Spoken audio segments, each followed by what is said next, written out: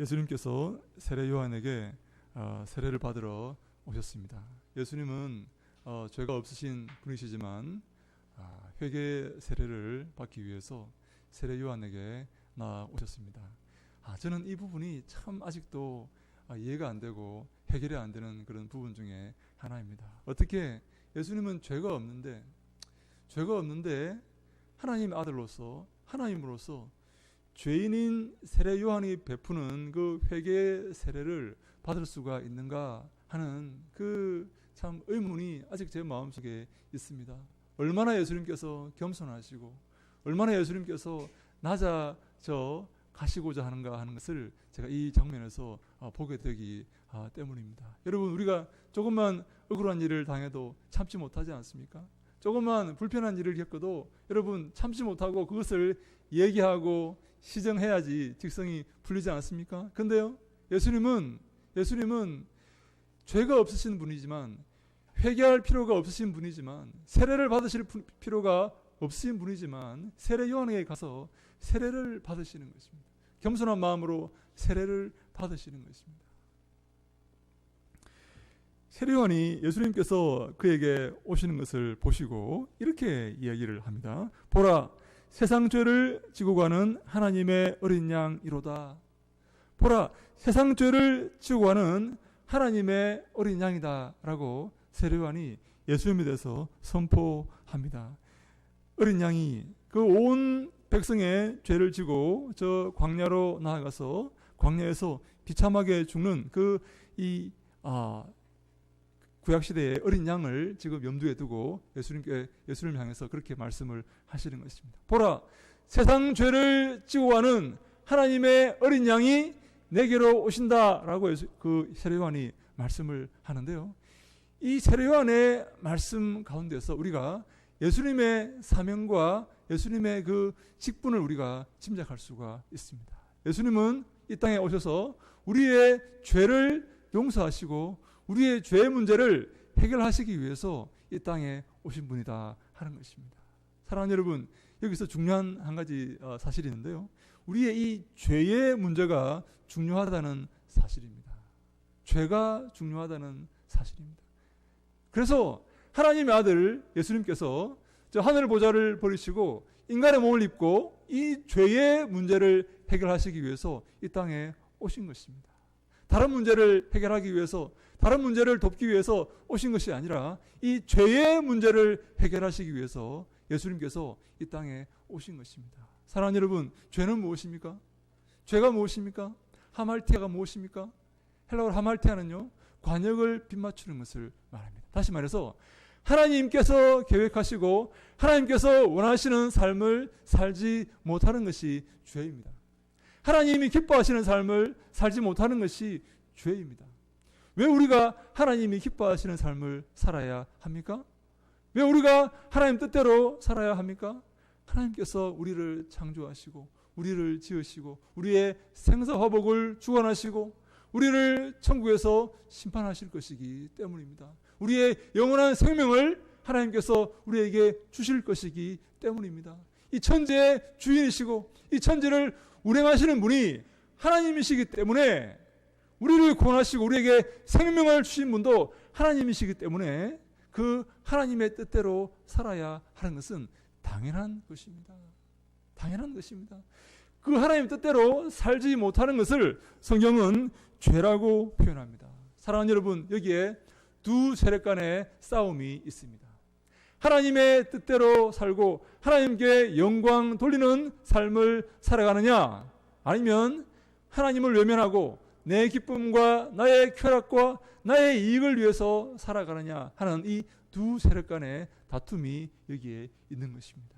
하나님이 기뻐하시고 하나님께 영광 돌리는 삶을 살아가는 것을 빛된 삶이고 영생의 삶이라고 말한다면, 하나님을 외면하고 내 욕심과 내 뜻대로 내 쾌락을 위해서 살아가는 것을 어둠과 영벌의 삶이다 라고 우리는 말을 할 수가 있습니다. 사랑하는 여러분, 하나님을 선택하는 것이 의로운 것이고 하나님을 배척하고 나 자신을 위해서 살아가는 것이 죄인된 삶이라고 성경은 말씀하고 있습니다. 이 사실을 사랑하는 여러분 확실히 믿으셔야 됩니다. 여러분, 하나님을 사랑하십니까? 마음을 다해 하나님을 사랑하십니까? 하나님을 섬기고자 하십니까? 많은 사람들이 하나님을 섬기고 하나님을 기뻐하며 하나님께 경배하는 것보다 자기를 섬기고 자기를 위해 살아가는 이런 세대가 된 것 같습니다. 사도 바울이 이렇게 말합니다. 우리 함께 갈라디아서 1장 10절 말씀을 한번 찾아볼까요? 갈라디아서 1장 10절 말씀입니다. 한번 찾아봅시다. 우리 로마서 뒤에 갈라디아서가 나옵니다.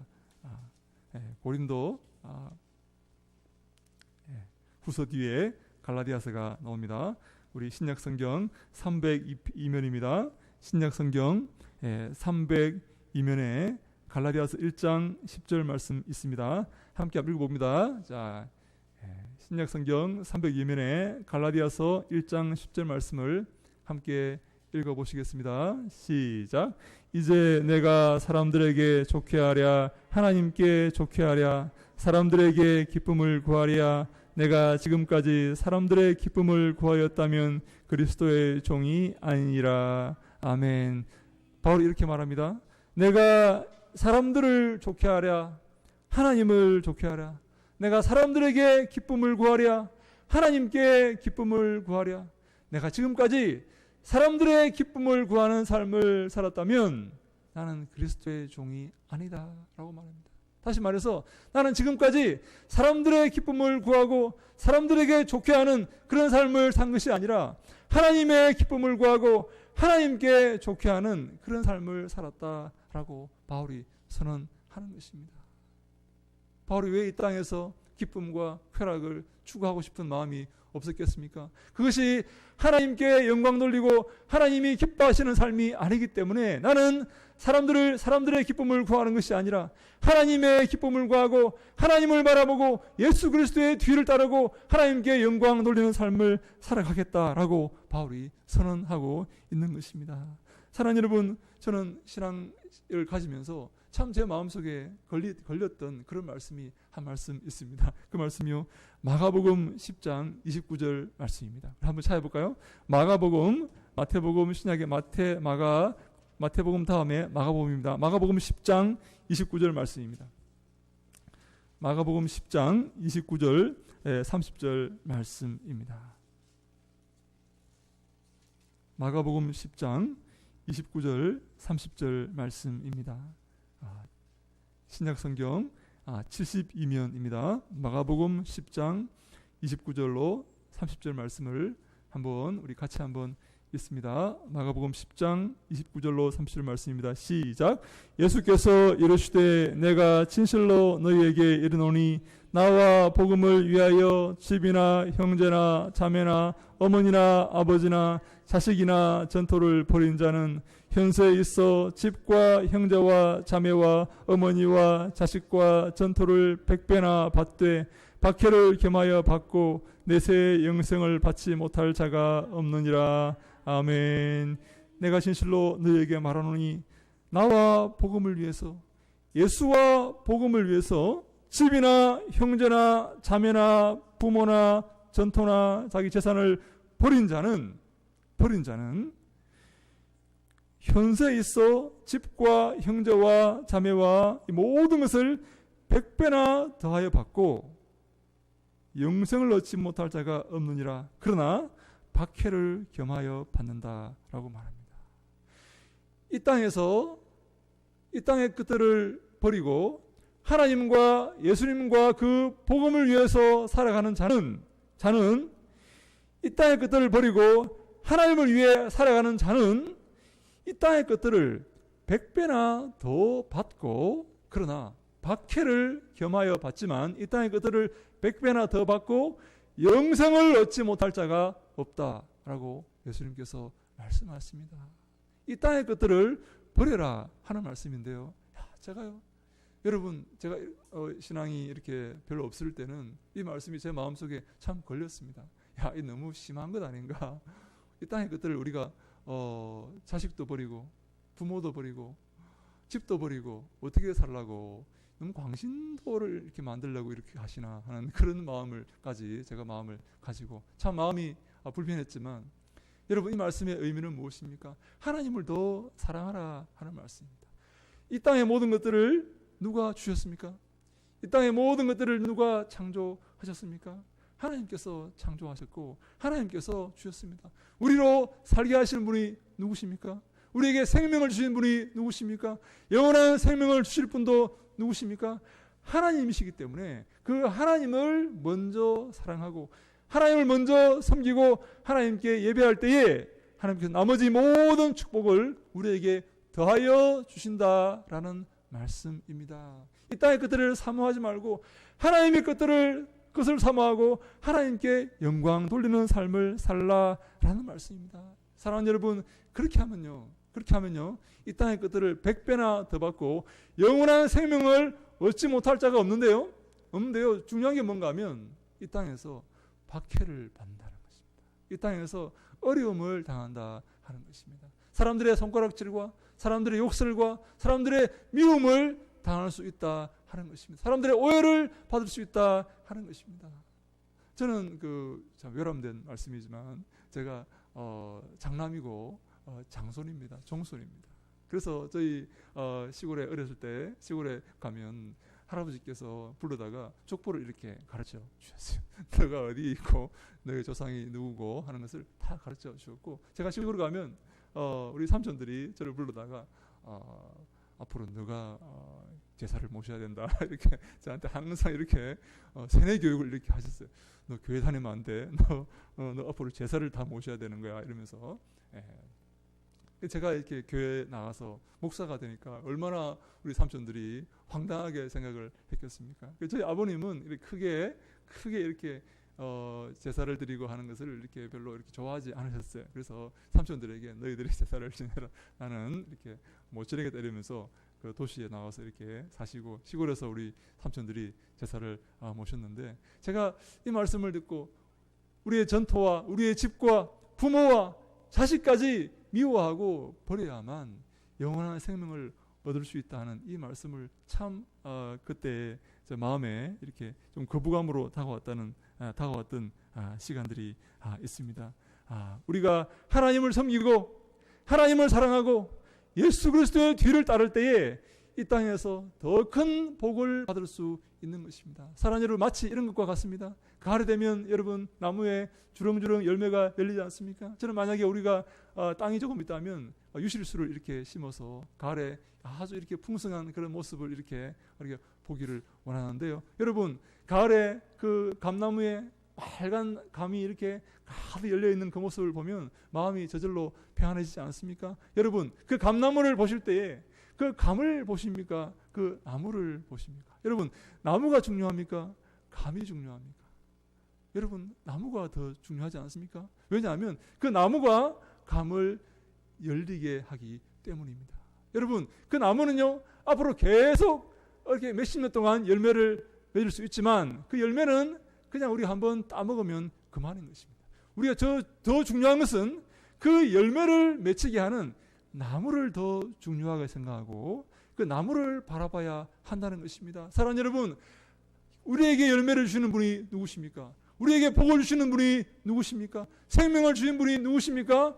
하나님이십니다. 그 하나님을 바라보고 그 하나님께 집중할 때에 하나님께서 더 큰 은혜를 우리에게 주신다 하는 말씀을 제가 제가 드리고 있는 것입니다.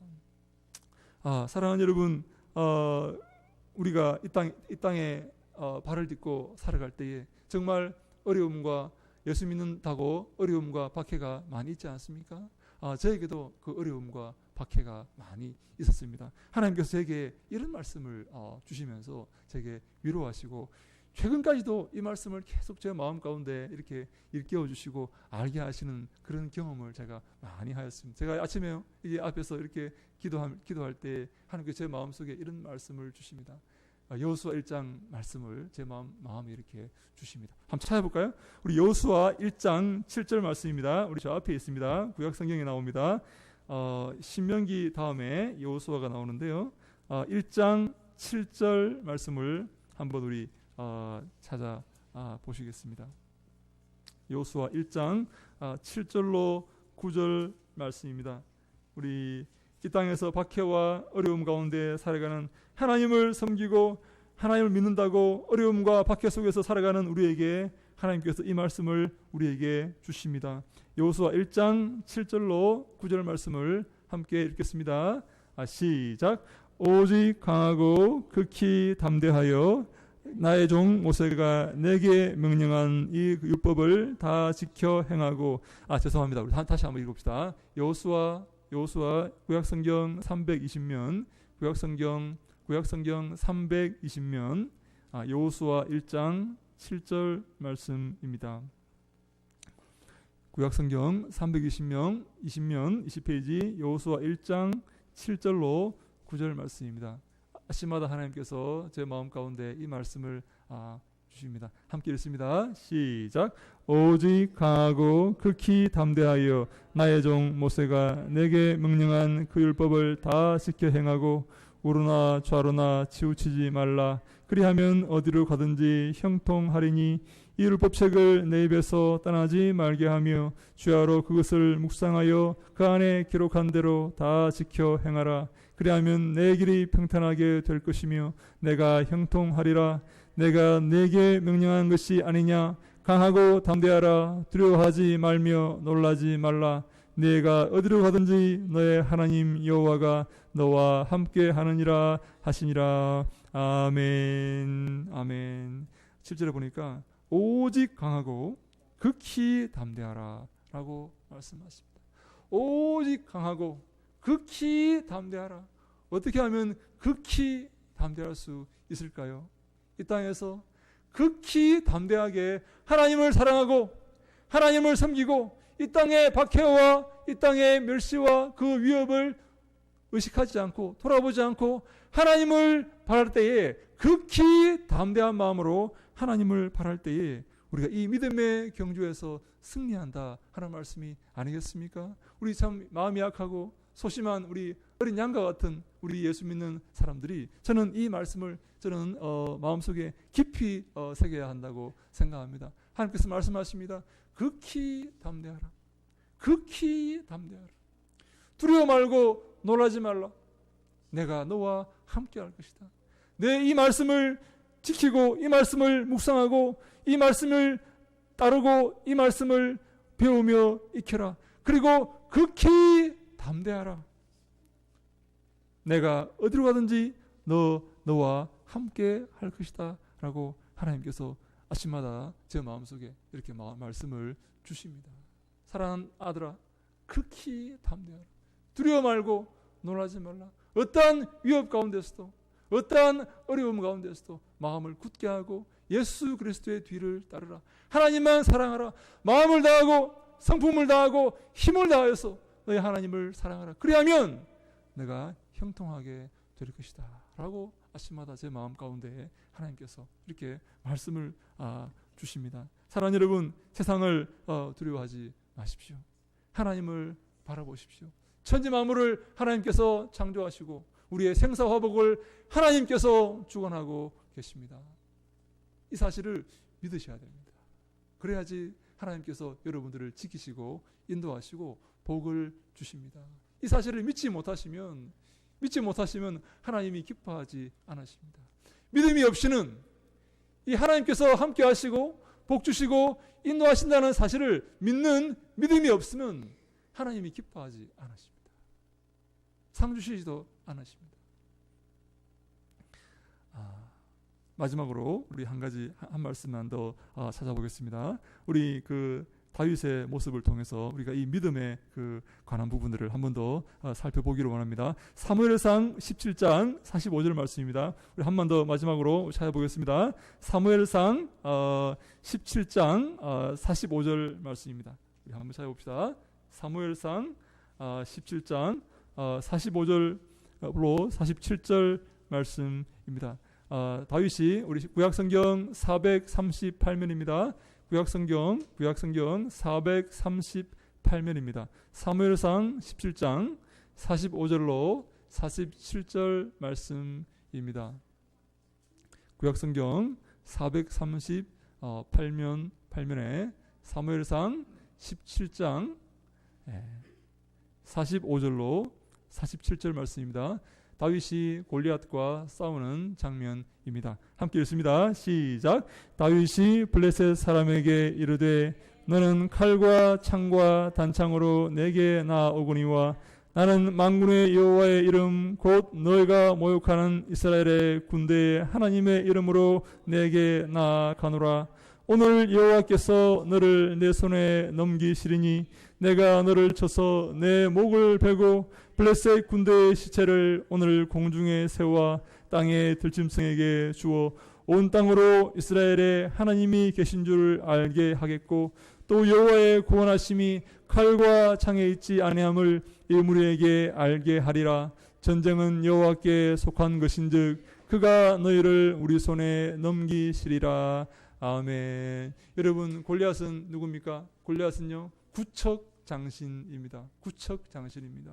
골리앗을 당할 사람이 없었습니다. 골리앗이 이스라엘 군대 앞에서 호령합니다. 호령합니다. 누가 나와 싸우겠느냐? 나와 싸울 자는 나오라 했더니요, 이스라엘 진영에서 아무도 나오지 않습니다. 이스라엘 진영에 용사가 없었겠습니까? 많은 용사가 있었지만 골리앗에게는 상대가 되지 않았습니다. 근데요, 다윗이 그 골리앗의 그 하나님을 모욕하는 그 외침, 그 목소리를 듣고 다윗이 화가 나서 다윗이 혼자 나갑니다. 골리앗과 싸우기 위해서 혼자 나갑니다. 여러분, 다윗은요, 소년입니다. 20살도 안 된 소년입니다. 다윗이요, 그 골리앗에게 나아가면서 이렇게 말합니다. 너는 칼과 창으로 내게 다가오지만 나는 만군의 여호와의 이름으로 내게 나아간다. 여호와의 구원하심은 칼과 창에 있는 것이 아니라 여호와 하나님의 이름에 있다는 것을 내가 알려주기 위해서 내가 너에게 나아간다. 전쟁은 누구에게 속했다고요? 전쟁은 여호와께 속한 것이다 라고 외치면서 다윗이 그 골리앗 장군에게 달려 나갑니다. 여러분, 누가 이깁니까? 다윗이 이깁니다. 하나님의 이름을 붙들고 하나님 이름을 의지하고 나아갔던 그 다윗이 이깁니다. 그 어마어마한 구척 장신 골리앗을 넘어뜨립니다. 여러분, 우리 앞에 골리앗 같은 세상이 버티고 있지 않습니까?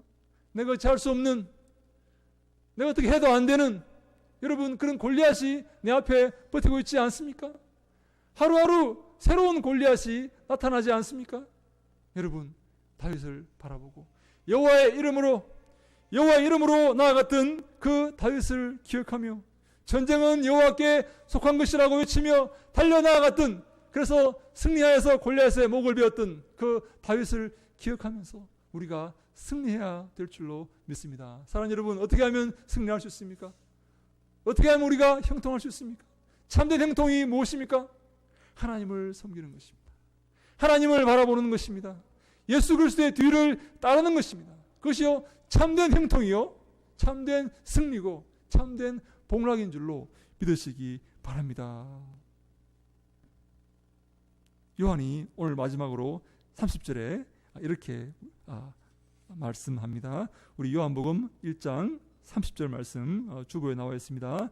같이 한번 읽겠습니다. 시작. 내가 전에 말하기를 내 뒤에 오는 사람이 있는데 나보다 앞선 것은 그가 나보다 먼저 계심이라 한 것이 이 사람을 가리킴이라. 아멘. 예수님께서 요한보다 앞선 사람입니다. 세례 요한보다 앞선 사람입니다. 먼저 계셨던 사람입니다. 여러분, 세례 요한은 누구입니까? 여자가 낳은 자 중에 가장 위대한 하나님의 종이었습니다. 그렇다면 세례 요한보다 앞선 예수님은 하나님이실 수밖에 없습니다. 예수님의 삶이 참된 진리이고 예수님의 삶이 하나님이 기뻐하시는 삶이요, 예수님의 삶이 하나님께서 우리에게 원하시는 삶인 줄로 믿으시기 바랍니다. 예수님은요, 우리에게 은혜와, 모세는 우리에게 율법을 주었지만 예수님은 우리에게 은혜와 진리를 주시기 위해서 오신 분이십니다. 예수님의 삶이 진리이고 예수님의 삶이 참된 복을 얻는 삶이고 예수님의 삶이 참된 형통을 체험하는 삶인 줄로 믿으시기 바랍니다. 사랑하는 여러분, 저는 우리 동탄 예수교회가 참으로 복받는 하나님이 기뻐하시는 교회가 되기를 소망합니다. 참으로 예수 그리스도의 뒤를 따라서 하나님께서 칭찬하시는 교회가 되기를 소망합니다. 사랑하는 여러분 모두가 승리하는 그런 귀한 성도님들 다 되시기를 주님 이름으로 축원합니다. 예수님의 뒤를 따르고 이 땅을 바라보지 아니하고 이 땅을 사모하지 아니하고 하나님을 바라보고 그리스도의 뒤를 따를 때에 우리가 이 땅에서 큰 복락을 얻음과 동시에 하나님께 영광 돌리고 영원한 생명을 얻게 되는 것입니다. 먼저 그의 나라와 그의 의를 구하라. 그리하면 이 모든 것을 너희에게 더하시리라 라고 예수님께서 말씀하시지 않으셨습니까? 우리 동산 예수교회 모든 사랑하는 우리 성도님들은, 우리 일꾼들은, 우리 권속들은 다 이 싸움에서 승리하셔야 됩니다. 이 땅을 사모하고 이 땅에 소망을 두어서 이 땅과 함께 멸망당하는 것이 아니라 하나님을 사모하고 하나님께 영광 돌리며 천지 만물을 창조하시고 우리의 생사와 복을 주관하시는 하나님과 함께함으로 참된 복락과 참된 승리를 경험하시는 모든 복된 우리 성도님들이 다 되시기를 주님 이름으로 축원합니다. 아멘. 기도하겠습니다.